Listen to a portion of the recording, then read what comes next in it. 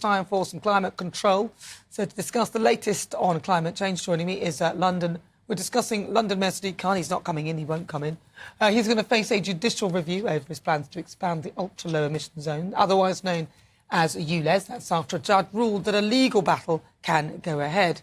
Conservative councils launched the legal challenge with a trial set to begin in July on the grounds that the mayor failed to comply with the statutory requirements on the implementation of the plans. And on the second ground, Minister claims that was a failure to consider the potential for including non-London residents in the new £110 million scrappage scheme. So what do you think then? Should Ulez plans be put on hold? Your thoughts. Joining me now is Paul Scully. He's the Conservative MP for Sutton and Cheam and Minister for London. Jim Dale, he's a senior meteorologist at the British Weather Services, and Alan Miller, co-founder of the Together Association. Right, so I'm going to start with you, actually, Paul. Talk to me about what's going on, because I know there's a demonstration in London as well. What's your view on Sadiq Khan's plans? Yeah, look, it should be scrapped immediately because we all want to breathe clean air. We want to make sure that we can reduce pollution, that we can give people alternatives. But the point is, we've got to give them alternatives. Where Ulez has worked really well in the centre of London, it's just not going to have that same effect in outer London. The costs totally outweigh the benefits. Even the mayor's own report that he commissioned from a company called Jacobs in developing his plans said that the results would be negligible. What it's doing, it's going to put people out of business, it's going to affect charities, and it's going to affect the poorest in our society who just can't afford to replace their cars and have no other alternative. Sutton has I think it's the fourth or fifth, where I'm speaking now, my constituency, amount of cars driving in and out of work. Why is that? It's not because people necessarily want to do that. They have no other option.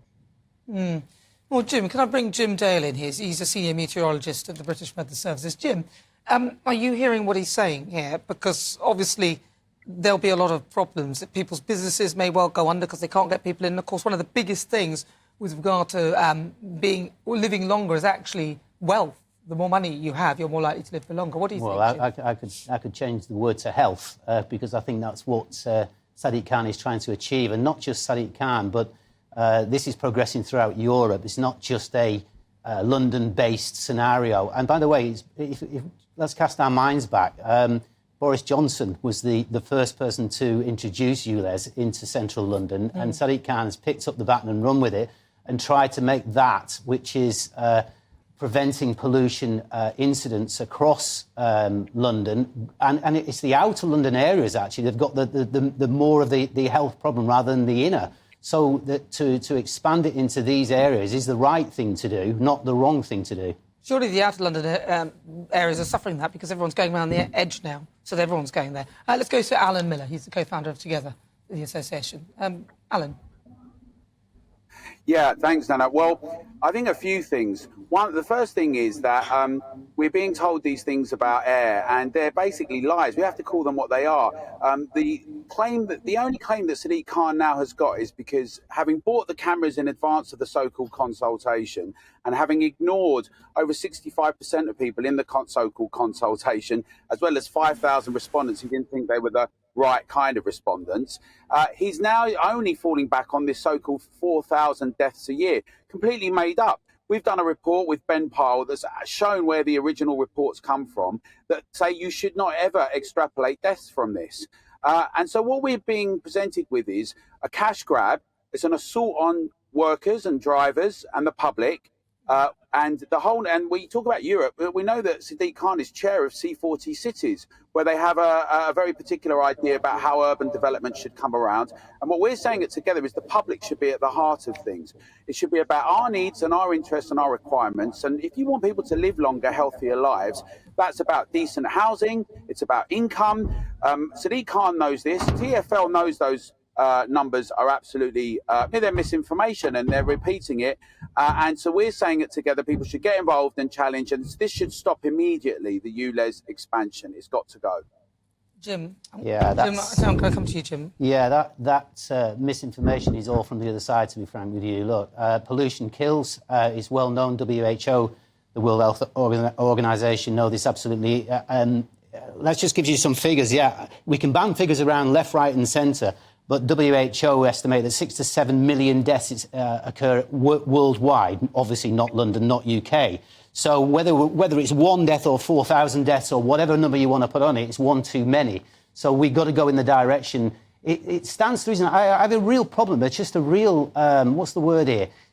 It's almost like, you know, this is not rocket science to think that pollution is something we don't want. We don't want to be breathing it. Asthma cases for children in London, for example, you know, 3,400 in the last couple of years. The point is that nobody wants pollution. It's how we get there. And the mechanics of it may not be quite right. The financial repercussions in terms of... Well, that doesn't sound like anybody wants it, but the majority... Well, 51% in a YouGov poll, 51% of Londoners approved of it, while only 20-odd against. Paul.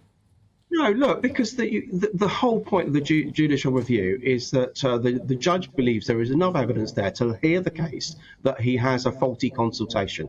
The fact is that he knew the results of the consultation as they were coming through. He then skewed his advertising towards people who were more likely to support him on this. There was one YouGov poll that he himself conducted or commissioned, which has shown him in it with a majority. But every other poll, every other a survey that's been conducted has shown a majority in London, especially in outer London, against this. Now, as Jem said, Boris Johnson did introduce the original Ulez in the centre of town. There was also Les, the low emission zone, which already goes around outer London. Boris also was talking about expanding it to North and South Circular. What Sadiq Khan did when he came in, he accelerated that expansion. And what he's done now, he's actually just given people months to try and change their cars, to the point that the bottom's fallen out of the market. There are no cars that you can buy for the scrappage scheme amount in London and the South East that are actually Ulez compliant. So he's rushing into this rather than taking people with him. He's got a book coming out, the Mayor,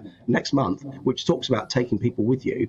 He's done exactly the opposite. He's just absolutely ramped up the charge and doubling down every time against motorists, against people who could least afford the change. We all want to breathe clean air, but you have to take people with you on the journey. Alan.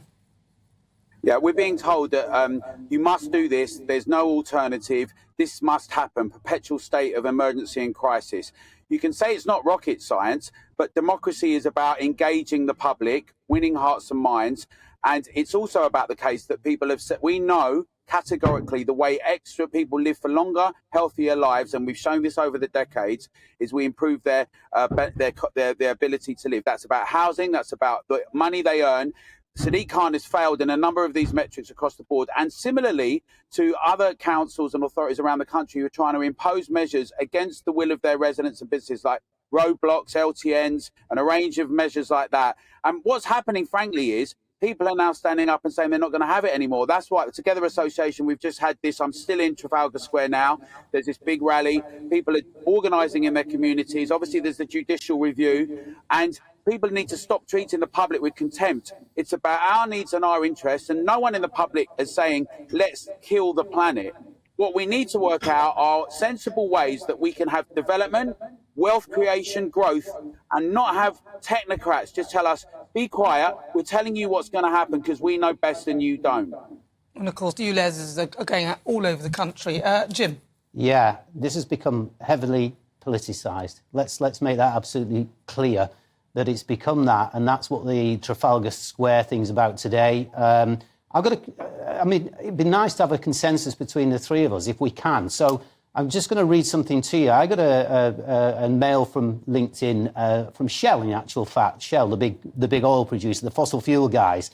And I'm going to read this to you, exactly what it says, and see if we can agree in the direction of travel, because obviously net zero, climate change, pollution, they're all joined at the hip. So it says, we work together to power progress through more and cleaner energy solutions. Our strategy is to purposefully accelerate the transition of our business to net zero emissions. So the solution, nice easy one, isn't it? We go back to the cost of living crisis and what the government haven't done in terms of taxing Shell, BP and others, because the money that would be derived from doing that, even partially, would be enough to recompense those that are finding the financial problems of Ulez and some of the arguments on the other side. So everybody would win if you think about it. Logically, Shell want to get there. But you'd still have Ulez, yeah? I would have Ulez. I don't think everyone would win. I think a lot of people would lose out on that. I think, But hey, listen, this show's nothing without you and your thoughts. I'm going to say thank you very much for joining me. Paul Scully, he's the Conservative MP for Sutton and Cheam, Minister for London. Jim Dale, the senior meteorologist at the British Weather Services, and Alan Miller, co-founder of Together Association. Let's see what you've been saying. Paul says, this net zero has to be stopped and all this Ulez nonsense should be scrapped. It's all about taking money from the working people, as it seems to be that. Ivan says, Nana, this is a con and so hypocritical. Khan is saying we don't want cars polluting our air, but if you pay £12.50 per day, you can pollute as much as you like. Khan is a disgrace. Yeah, it seems to be. As long as you've got the money and you can pay for it, then that's fine. You can pollute as much as you like. Thank you so much. Keep the thoughts coming.